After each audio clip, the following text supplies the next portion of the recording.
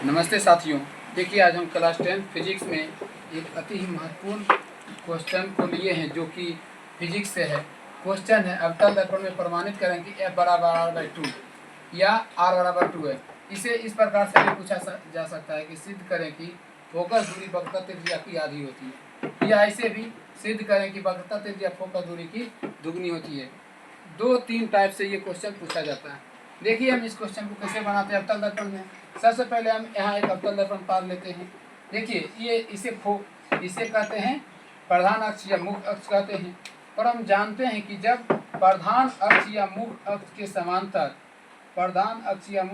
समांतर कोई किरण आता है, तो वो कहाँ से गुजरता है? वो फोकस F से गुजरता है। कहाँ से गुजरता है? फोकस F से। जब इसके समांतर आएगा तो कहाँ से गुजरेगा? फोकस F से। ये जो हमारा हो जाएगा यहाँ पर ये हमारा हो जाएगा अभिलंब। क्या हो जाएगा? अभिलंब। ये हो जाएगा I, ये हो जाएगा R।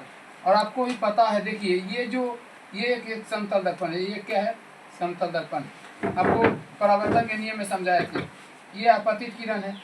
अब जब इस पर पड़ती है, परावर्तित किरण हो गया। आपतित परावर्तित, इसके बीच का क्या होता है? ये अभिलंब। यहाँ पर कोण I बनता है, यहाँ पर कोण R। और ये दोनों I और R, ये दोनों क्या होता है? बराबर होता है। परावर्तन के नियम से कोण I बराबर कोण R क्या होता है? बराबर होता है। यहाँ भी देखिए, हम इसका नाम रख देते हैं। इसको A बोलेंगे, इसे B बोलेंगे। ठीक है। अब देखिए, जो है उसे हम लिख लेते हैं यहाँ पर शब्दों में। यहाँ पर लिखेंगे, माना कि, क्या लिखेंगे? माना कि M डैश एक अवतल दर्पण है। एक अवतल दर्पण है। अवतल दर्पण है जिसका ध्रुव P तथा वक्रता त्रिज्या जिसका ध्रुव P तथा वक्रता त्रिज्या C है। AB एक आपतित किरण है। AB एक आपतित किरण है जो मुख्य अक्ष के समांतर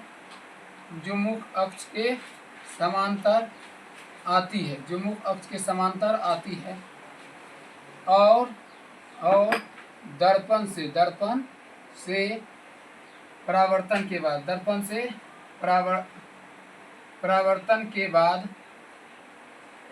के बाद फोकस F से गुजरती है। फोकस F से होकर गुजरती है।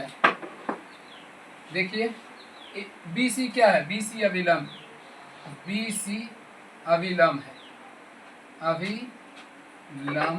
है, जैसा चित्र में दिया गया है। जैसा कि चित्र में दिया गया है। यहाँ तक देखिए, आपको लिखना है। अब आगे हम तो लिखेंगे यहाँ पर, तो लिख सकते हैं, तो सिद्ध करना है कि F बराबर R/2 या R बराबर 2F। यही आपको सिद्ध करना है। अब आगे हम प्रमाण लिखते हैं। क्या लिखते हैं? प्रमाण। आगे हम लिखते हैं प्रमाण। प्रमाण में क्या लिखेंगे? देखिए, ये जो ABC, ये कोण I जो है, और BCF, ये कोण R है, ये दोनों बराबर होता है। तो लिखेंगे कोण ABC। क्या लिखेंगे? कोण ABC बराबर ये CBF। क्या लिखेंगे? कोण CBF बराबर, कहाँ से? ये दोनों कैसे बराबर है? परावर्तन के नियम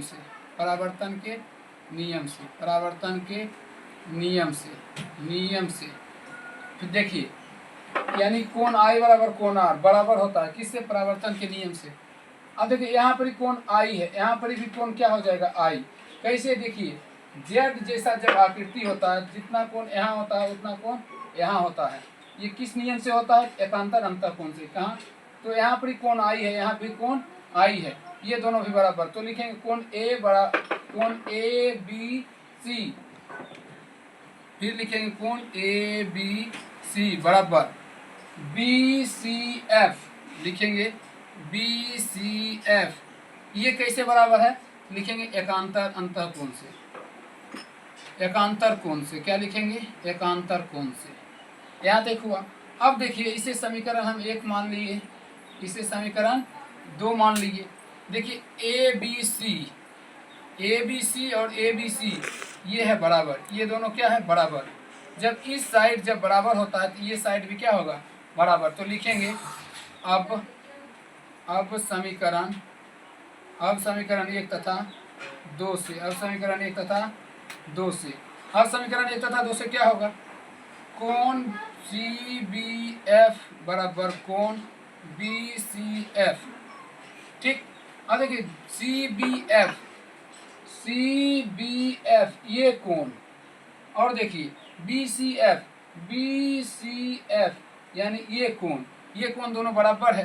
तो हम लिख सकते हैं, हम जानते हैं कि जब भी ये एक त्रिभुज बन रहा है, ये देखिए त्रिभुज का एक रूप है, और हम जानते हैं कि त्रिभुज में जब कोई त्रिभुज में अगर 2 कोण बराबर होता है तो उस त्रिभुज के उस कोण के सामने वाली भुजा भी क्या होता है? बराबर होता है। या तो जैसे देखिए इस कोण के सामने वाली ये भुजा और इस कोण के सामने वाली ये भुजा बराबर होगा। तो देखिए इस कोण के सामने वाली भुजा सी बी एफ यानी इस कोण के सामने वाली भुजा ये है, ये होगा बी एफ। क्या होगा? ये बी एफ बराबर, और इस कोण के सामने वाली भुजा ये होगा सी एफ। क्या होगा? C F. इसे समीकरण हम 3 नाम रखते हैं, समीकरण 3। इसे हम समीकरण 3 कहते हैं। देखिए बी एफ बराबर सी एफ आया समीकरण 3, यानी देखिए बी एफ और ये है सी एफ, यानी ये दोनों रेखा बराबर। अब देखिए ये दोनों जब बराबर है, इसको देखिए और इसको देखिए। अब ये जो बिंदु है, ये बिंदु इसके काफी निकट है। अगर देखेंगे जैसे हम देखिए यहाँ पर एफ है, यहाँ पर बी है और यहाँ पर सी है। अगर धीरे धीरे अगर लाएंगे, धीरे धीरे एक समय यहाँ पर ये बिंदु आ जाएगा कि नहीं यहाँ पर। तो देखिए ई जैसे बी एफ बराबर सी एफ बराबर बी एफ था, अब हो गया है सी एफ बराबर पी एफ। क्या हो जाएगा? सी एफ बराबर पी एफ। कैसे होगा? तो लिख देंगे यहाँ पर माना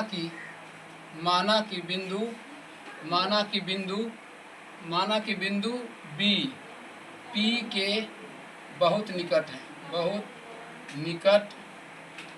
है, ये बिंदु जो बी है इसके काफ़ी निकट है। तो लिख सकते हैं पी एफ बराबर बी एफ, चाहे बी एफ बराबर क्या लिख सकते हैं?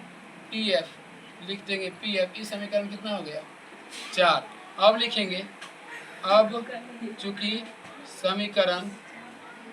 समीकरण 3 तथा 4 से देखिए यहाँ भी बी एफ दोनों बराबर है, तो दोनों भी क्या हो जाएगा? बराबर, यानी सी एफ बराबर हो जाएगा पी एफ। इसे हम समीकरण 5 मान लेते हैं। अब देखिए सी एफ बराबर पी एफ। अब देखिए यहाँ पर यानी ये दोनों भी रेखा क्या हो गया? बराबर। तो सी एफ बराबर पी एफ, और यहाँ से यहाँ तक की दूरी अगर लीजिएगा यानी पी सी बराबर, तब लिख सकते हैं पी सी बराबर लिख सकते हैं C F plus P F. जब ये दोनों बराबर है तो इसको पूरा पी सी हम लिख सकते हैं। तो लिखेंगे यहाँ पर ही अब चूँकि लिखेंगे C F plus P F बराबर क्या होगा? P C. और आपको पता है देखिए सी एफ यहाँ पर ही देख सकते हैं समीकरण 5 में सी एफ बराबर क्या है? P F. यानी यहाँ पर ही सी एफ का मान पी एफ दिया है, तो जहाँ सी एफ है वहाँ पी एफ लिख सकते थे। यहाँ पर लिख देंगे पी एफ प्लस यहाँ पर पी एफ बराबर में पी सी। यहाँ पर पी एफ कहाँ से लाए? समीकरण 5 से। तो लिखेंगे समीकरण 5 से लिख देंगे समीकरण 5। एक पी एफ दोनों मिला के 2 पी एफ हो जाएगा, बराबर में हो जाएगा पी सी। अब देखिए यहाँ से लेके और यहाँ तक की दूरी को हम बोलते हैं फोकस दूरी, और यहाँ से लेके यहाँ तक की दूरी को बोलते हैं वक्रता त्रिज्या आर। तो देखिए 2 है तो 2 पी एफ को की बोलते हैं, छोटकी एफ, और पी सी को क्या बोलते हैं, आर। तो लिख देंगे आर, इसीलिए लिखेंगे F equal to R by 2। ये प्रूव्ड हो गया। या ऐसे भी लिख सकते हैं, ऐसे भी, यहाँ पे कुछ नहीं तो आर बराबर 2F हो गया प्रूव। धन्यवाद।